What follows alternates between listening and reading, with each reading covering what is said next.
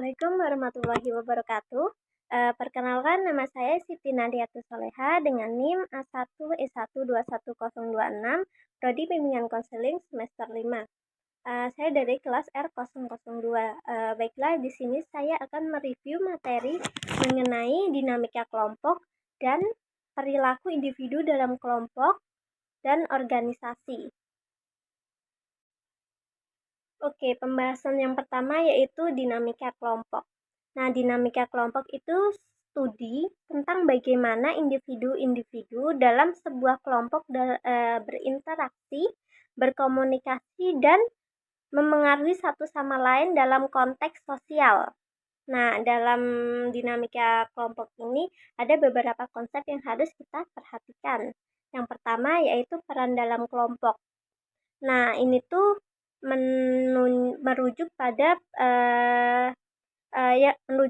peran yang dimainkan oleh anggota kelompok yang terbagi menjadi dua, yaitu peran formal dan peran informal. Peran formal itu peran yang diharapkan atau dibutuhkan seperti sekretaris, bendahara, pemimpin, ketua, seperti itu.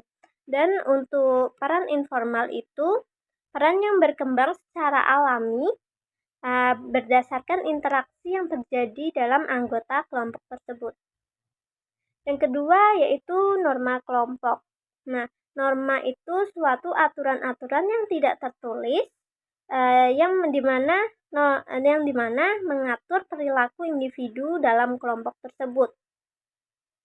Yang ketiga ada komunikasi kelompok. Komunikasi itu menjadi salah satu kunci penting dalam membangun dinamika kelompok. Yang keempat ada kepemimpinan dalam kelompok. Kepemimpinan ini mengacu pada aspek penting dalam dinamika kelompok, bagaimana seseorang atau beberapa orang dalam mengarahkan dan memengaruhi suatu kelompok tersebut. Nah, untuk kepemimpinan yang formal itu seperti pemimpin yang ditunjuk, atau kepemimpinan informal yaitu seseorang yang memengaruhi kelompok tanpa jabatan resmi. Yang kelima ada konflik dan kerjasama. Konflik itu bagian alami dari suatu dinamika kelompok. Nah, konflik ini dapat timbul dari perbedaan pendapat, nilai, atau tujuan antar anggota kelompok tersebut. Nah, konflik ini dapat diatasi dengan bagaimana kerjasama yang dipromosikan dalam kelompok, yaitu fokus dalam utama studi dinamika kelompok. Oke, yang kelima yaitu keterlibatan dan motivasi.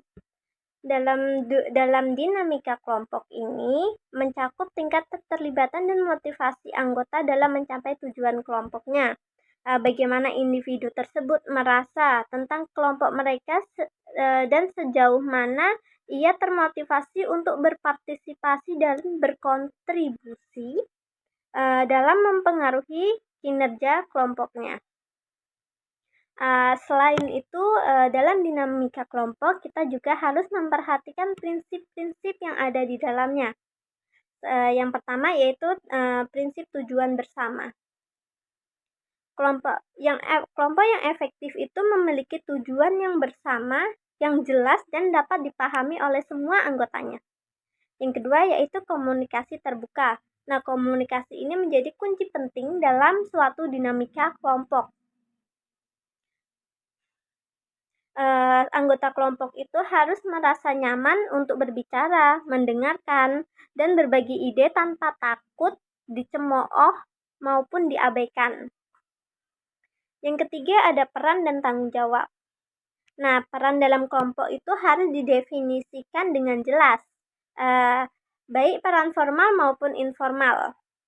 Yang keempat ada norma kelompok. Nah, setiap kelompok pasti memiliki norma-norma dan aturan-aturan yang tidak tertulis yang mengatur perilaku anggotanya. Nah, norma ini penting untuk memastikan dan mendukung tujuan kelompok untuk menciptakan lingkungan yang kondusif dan inklusif. Yang kelima ada kepemimpinan yang efektif. Kepemimpinan itu menjadi kunci untuk mengarahkan kelompok menuju tujuan bersama. Pemimpin itu harus memotivasi, mengarahkan, lalu memfasilitasi kolaborasi antar anggota kelompoknya. Yang keenam yaitu kepemimpinan berbagi. Nah, kepemimpinan berbagi ini tuh mengacu pada kemampuan setiap anggota kelompok untuk memimpin dalam suatu situasi tertentu berdasarkan pengetahuan dan pengalaman mereka masing-masing. Nah, yang ketujuh ada kerjasama dan konflik. Kerjasama itu elemen penting dalam membangun dinamika kelompok agar kelompok tersebut berhasil. Nah, konflik di dalam suatu kelompok pasti akan muncul suatu konflik. Nah, prinsip ini tuh menekan pada pentingnya mengelola konflik secara bersama, konstruktif, dan memanfaatkan perbedaan-perbedaan itu untuk pertumbuhan dan pembelajaran untuk mencapai tujuan bersama. Yang kedelapan ada partisipasi dan keterlibatan. Nah, semua anggota itu harus merasa memiliki peran yang berarti di dalam kelompok tersebut. Nah, keterlibatan aktif dari semua anggota dapat meningkatkan hasil yang akan dicapai dari suatu kelompok tersebut. Yang kesembilan ada evaluasi dan pembelajaran, di mana kelompok itu harus secara berkala melakukan evaluasi kinerja mereka terhadap tujuan mereka. Evaluasi ini tuh dapat membantu mengidentifikasi area yang perlu diperbaiki dan memungkinkan kelompok tersebut untuk belajar dari pengalaman-pengalaman dalam melaksanakan kegiatan yang mana untuk mencapai tujuan bersama tersebut. Lalu yang ke-10 itu ada adaptabilitas. Kelompok yang sukses itu harus mampu beradaptasi dengan perubahan lingkungan dan tujuan mereka. Ini tuh melibatkan fleksibilitas dalam perencanaan dan pelaksanaan tugasnya. Nah, yang ke-11 yaitu kepercayaan dan keterbukaan. Kepercayaan itu menjadi dasar dari suatu hubungan yang sehat dalam kelompok. Yang ke-11 yaitu kepercayaan dan keterbukaan. Kepercayaan itu dasar dari suatu hubungan yang sehat dalam suatu kelompok. Nah, anggota kelompok itu harus merasa dapat bergantung satu sama lain dan merasa nyaman ketika berbicara serta terbuka tentang ide, perasaan, dan kekhawatiran dalam kelompok tersebut. Yang ke-12 yaitu resolusi konflik. Konflik itu bagian alami dari suatu dinamika kelompok. Prinsip ini tuh menekan kepada pentingnya bagaimana mengatasi secara konstruktif dan mencari solusi yang menguntungkan semua anggotanya. Nah, prinsip-prinsip tersebut tuh untuk membantu menciptakan lingkungan yang mendukung kinerja serta kerjasama, pertumbuhan individu, mencapai tujuan kelompok. Nah, saat diterapkannya dengan baik, prinsip-prinsip tersebut dapat meningkatkan efektivitas dan produktivitas suatu kelompok.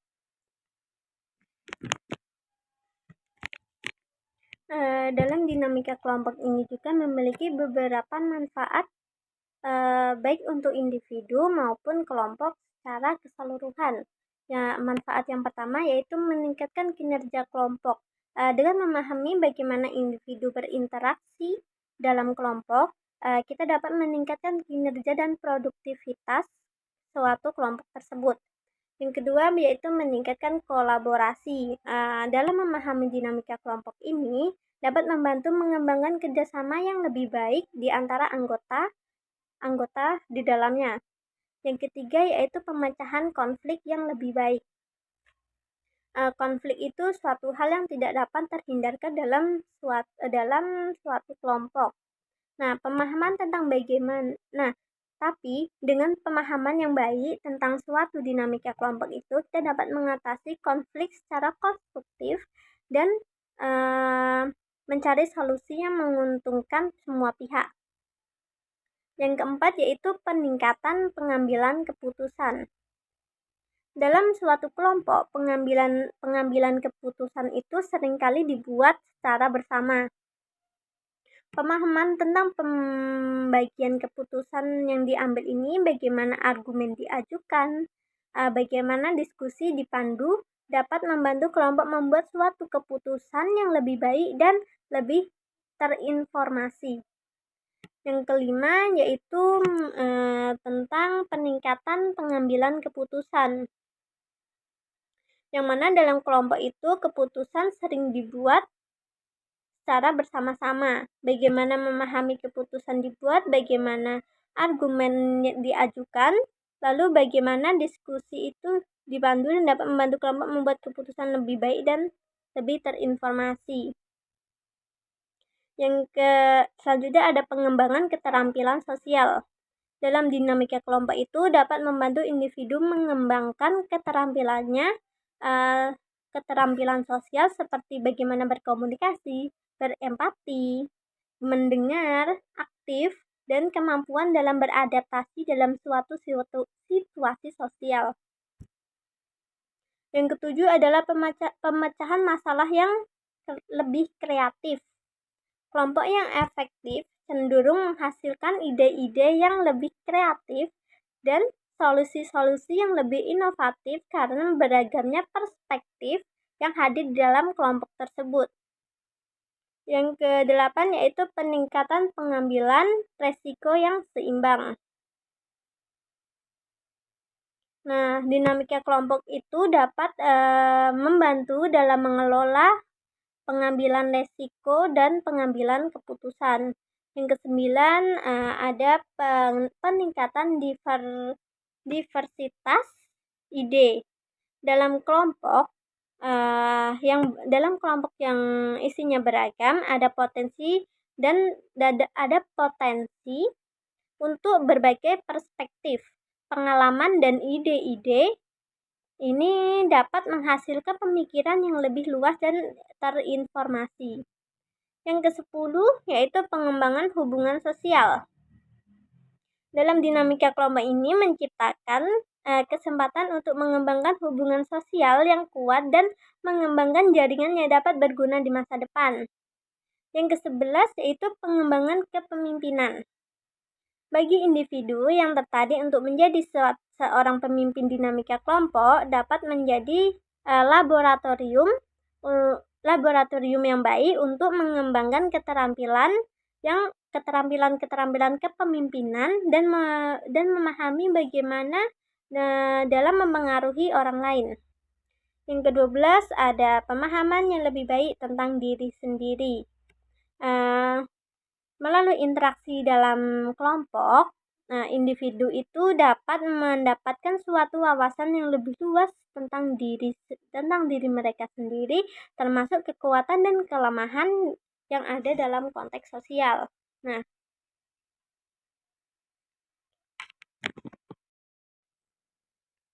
pembahasan yang kedua yaitu mengenai perilaku individu dalam kelompok dan organisasi.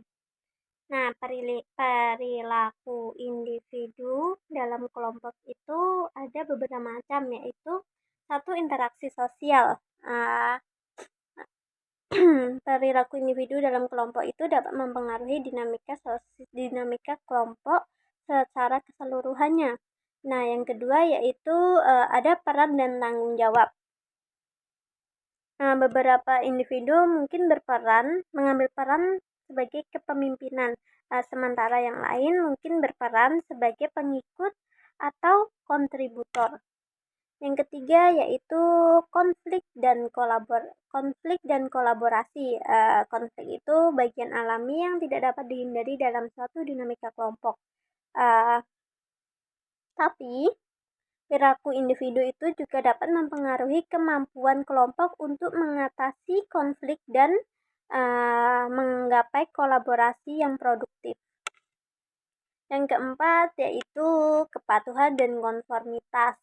Nah, perilaku individu itu dapat mempengaruhi sejauh mana mereka merasa perlu untuk mematuhi norma-norma yang ada. Yang kelima yaitu sikap dan kepercayaan.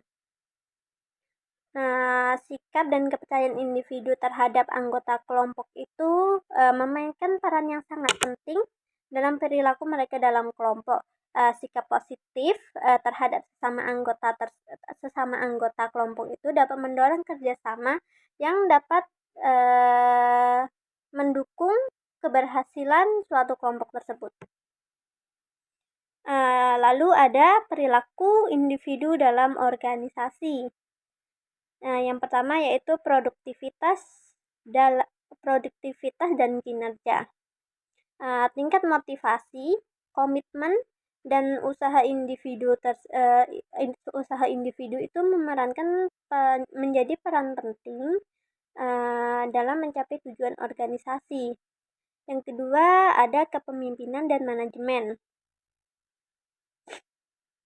Kepemimpinan yang efektif itu dapat mengilhami dan membimbing anggota kelompoknya, sementara manajemen yang bagus itu memastikan sumber daya dan proses terkelolanya dengan efisien. Yang ketiga ada budaya organisasi. Nah, budaya organisasi itu mencakup nilai-nilai, norma, dan aturan yang memandu perilaku anggota organisasinya.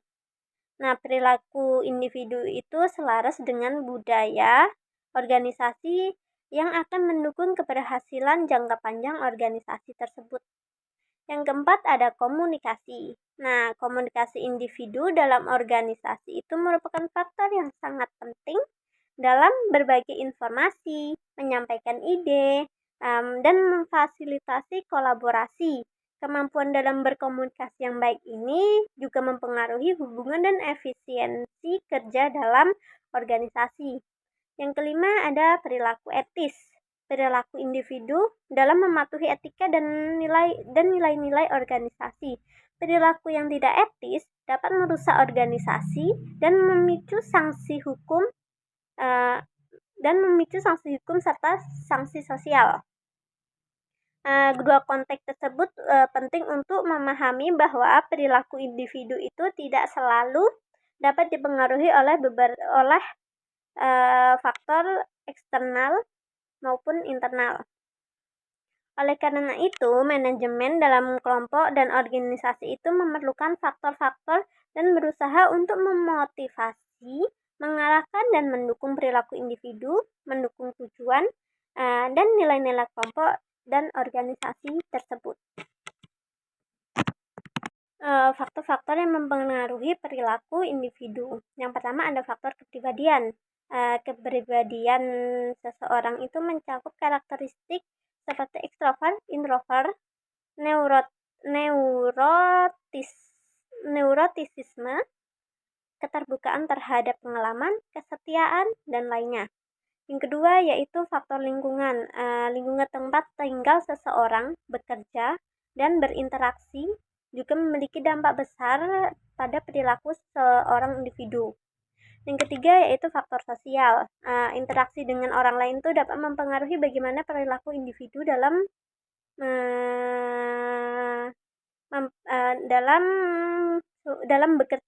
kinerjanya.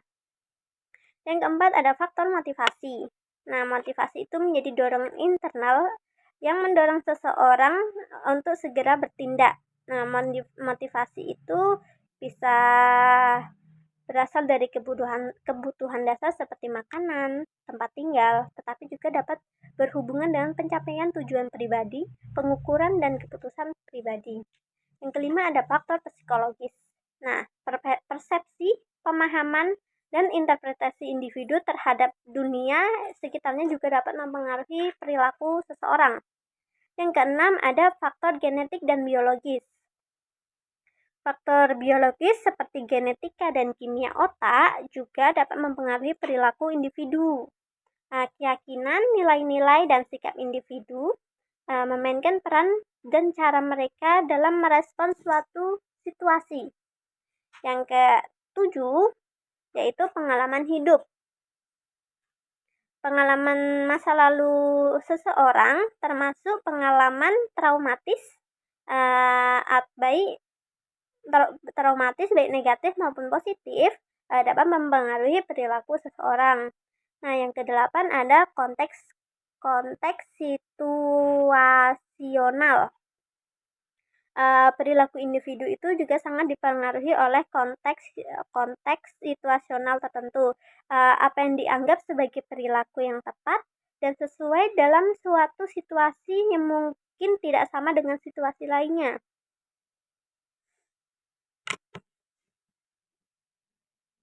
Nah, aspek-aspek utama yang ada dalam individu itu seperti aspek fisik, seperti usia, jenis kelamin, kesehatan fisik, tinggi badan, berat badan, dan ciri-ciri fisik lainnya. Yang kedua ada aspek kepribadian, seperti pola perilaku, pemikiran, emosi, respon individu terhadap lingkungan, dan pengalaman yang ia alami. Yang ketiga ada aspek kognitif. Nah, aspek kognitif itu seperti pemikiran, pengambilan keputusan, persepsi, kreativitas, dan kemampuan intelektualnya. Yang keempat ada aspek emosional. Emosional itu seperti mencakup perasaan, suasana hati, dan respon emosional terhadap situasi dan peristiwa tertentu. Yang kelima ada aspek sosial. Aspek sosial itu termasuk kemampuan berkomunikasi, keterampilan sosial, dan keinginan untuk berhubungan dengan orang lain. Yang keenam ada aspek budaya dan lingkungan. Nah, aspek budaya dan lingkungan itu mempengaruhi nilai-nilai norma, keyakinan mereka. Budaya dan lingkungan juga dapat mempengaruhi pola perilaku dan pilihan suatu individu. Yang ketujuh ada aspek spiritual. Aspek spiritual itu mencakup kepercayaan, nilai-nilai moral, dan pencarian makna dalam kehidupan ini dapat mencakup agama dan spiritualitas.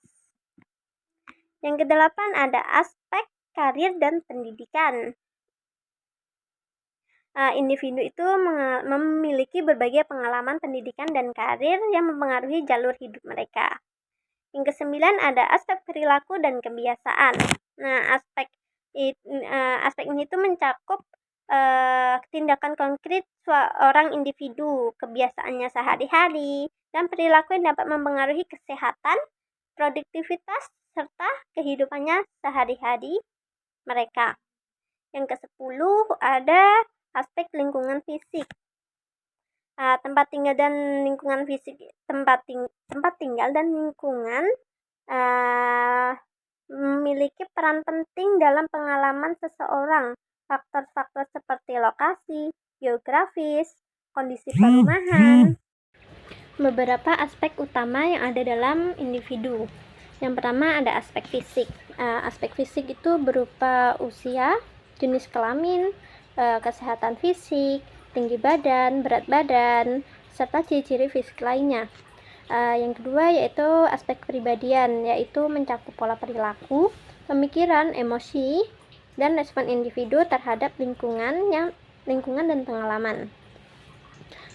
Yang ketiga yaitu aspek kognitif. Aspek kognitif itu mencakup seperti pemikiran, pengambilan keputusan, persepsi, kreativitas, dan kemampuan intelektualnya.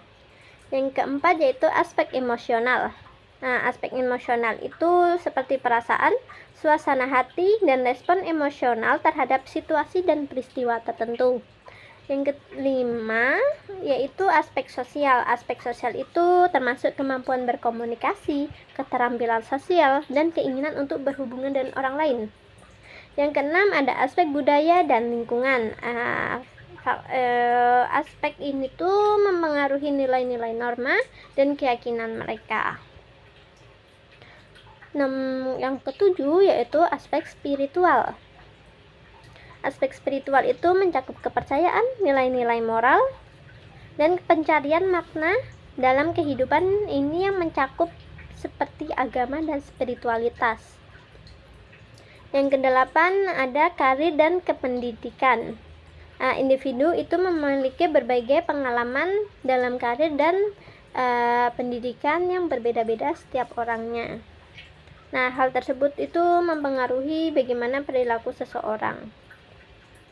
Yang kesembilan ada aspek perilaku dan kebiasaan.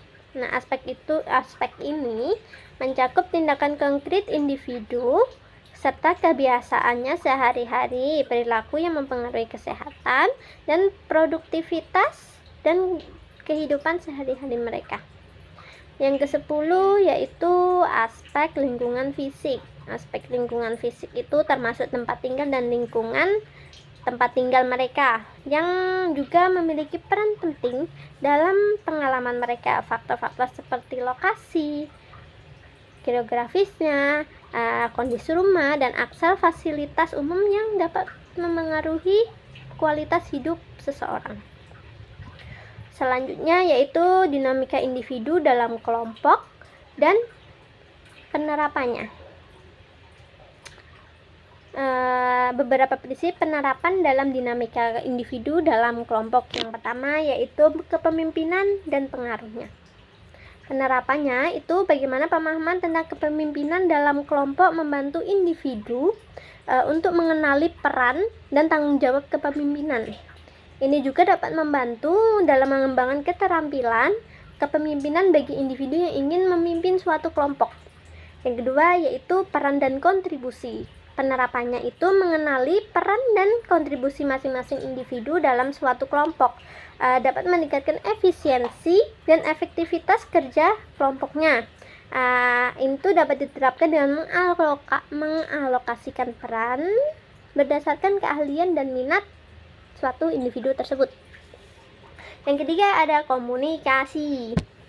Nah, penerapannya itu mendorong komunikasi terbuka dan efektif dalam kelompok dan meningkatkan pemahaman, mengurangi konflik, dan memastikan bahwa informasi dan ide-ide yang beredar dengan lancar. Yang keempat ada kolaborasi dan teamwork. Nah, penerapannya itu dengan mengembangkan keterampilan bekerja sama dan berkolaborasi. Ini tuh dapat mencakup pelatihan dalam hal mendengarkan dengan baik dan memberikan umpan balik yang konstruktif dan bekerja sama dalam mencapai tujuan kelompok. Yang kelima ada penyelesaian konflik. Nah, penerapannya itu menyadari bahwa konflik adalah bagian alami yang tidak dapat dihindari dalam satu kelompok dan dari interaksi kelompok, serta memiliki keterampilan dalam mengelola konflik. Individu itu dapat mempelajari teknik-teknik penyelesaian konflik seperti negosiasi, mediasi, dan lainnya. Nah, yang keenam yaitu pengambilan keputusan. Untuk mengetahui cara kelompok mengambil keputusan, apakah melalui konsensus, mayoritas, atau kepemimpinan. Itu tuh penting juga individu harus memiliki keterampilan dalam mengambil keputusan yang baik, termasuk analisis informasi dan evaluasi pilihan. Yang ketujuh yaitu kepatuhan dan konformitas. Nah, penerapannya itu memahami bagaimana individu tersebut dalam kelompok dapat dipengaruhi oleh tekanan sosial untuk patuh dan konform dengan norma-norma yang dapat membantu dalam menghindari tekanan yang merugikan dan mempromosikan keputusan yang lebih baik. Yang kedelapan adalah sikap dan kepercayaan. Itu seperti menghargai sikap dan kepercayaan yang beragam yang ada dalam suatu kelompok tersebut. Yang ke-10 yaitu yang ke-9 yaitu pengembangan budaya kelompok. Menciptakan budaya kelompok yang positif dan sehat adalah tanggung jawab bersama. bukan tanggung jawab satu individu, tapi bersama. Yang ke-10 yaitu evaluasi dan perbaikan. Nah, penerapannya yaitu kelompok itu harus secara teratur mengevaluasi kinerja dan dinamikanya. Individu itu dapat berpartisipasi dalam proses ini dengan memberikan masukan dan konstruktif yang kontributif dalam upaya perbaikannya. Oke, nah yang terakhir yaitu mengenai masuknya individu dalam organisasi. Nah, dalam hal ini ada tahap-tahap dan aspek-aspek penting yang ada dalam masuknya individu dalam organisasi. Yang pertama yaitu rekrutmen dan seleksi. Penerapannya seperti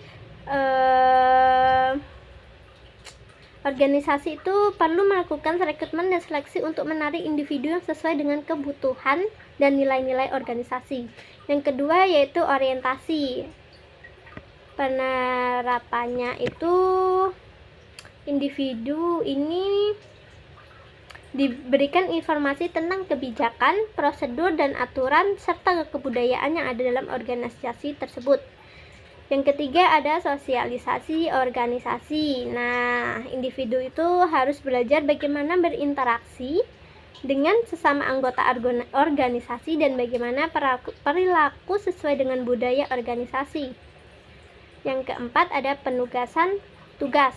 Penerapannya itu setelah orientasi dan sosialisasi awal, individu itu diberikan tugas dan tanggung jawab kerja.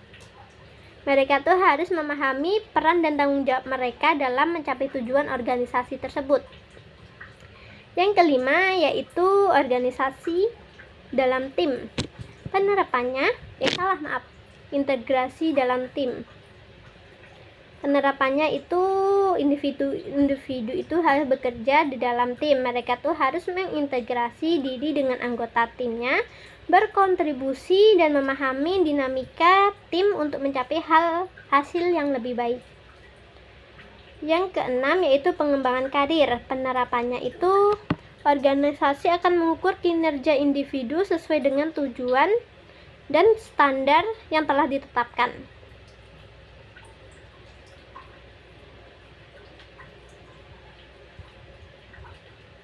Maaf, salah. Ulangi lagi. Yang keenam yaitu yang kelima yaitu integrasi dalam tim. Nah, dalam hal ini tuh organisasi individu itu kan harus bekerja dalam tim. Mereka tuh harus mengintegrasikan dirinya dengan anggota tim dan berkontribusi dalam memahami tim untuk mencapai hasil yang lebih baik. Nah, yang ke-6 itu ada pengembangan karir. Organisasi itu mengukur kinerja individu sesuai dengan tujuan dan standar yang telah ditetapkannya. Yang ke-8 ada kepatuhan dan etika. Individu itu harus mematuhi kode etik, nilai-nilai dan aturan organisasi. Yang ke-9 ada penerapan dan kebudayaan organisasi. Nah, setiap individu itu berperan memelihara budaya organisasi dengan mendukung nilai-nilai norma yang dipegang oleh organisasi tersebut. Yang ke-10 yaitu pertumbuhan dan peran lanjutan. Dalam hal ini tuh individu tuh memiliki peluang untuk pertumbuhan dan peran yang lebih tinggi dalam organisasi seiring dengan berjalannya waktu. Hal ini tuh melibatkan pengembangan kompetensi, kepemimpinan dan tanggung jawab yang menjadi lebih besar. Baik, itulah video yang bisa saya sampaikan. Untuk mungkin saya mengetahui bahwa banyak kekurangan yang ada dalam video saya mohon maaf yang sebesar-besarnya. Wabillahi taufik wal hidayah. Wassalamualaikum warahmatullahi wabarakatuh. Dadah.